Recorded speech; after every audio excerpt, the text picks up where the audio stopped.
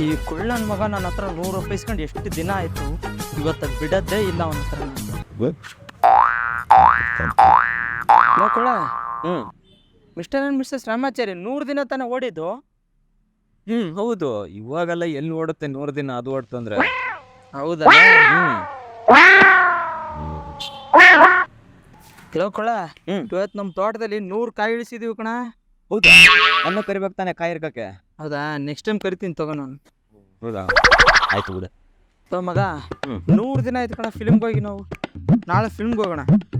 ನಾಳೆ ಹೋಗೋಣ.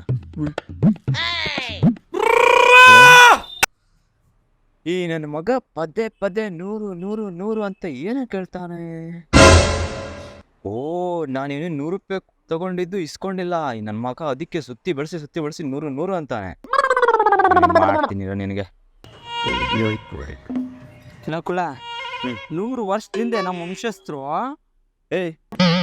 ಪದೇ ಪದೇ 100 100 100 ಅಂತ ಹೇಳ್ಬೇಡ. ನೀನ್ ಕೊಟ್ಟಿರೋ ದುಡ್ಡು ನಾನು ವಾಪಸ್ ಕೊಡ್ತೀನಿ. ಇನ್ನೊಂದ್ಸಲ ಹೇಳ್ದೆ ಅಂದ್ರೆ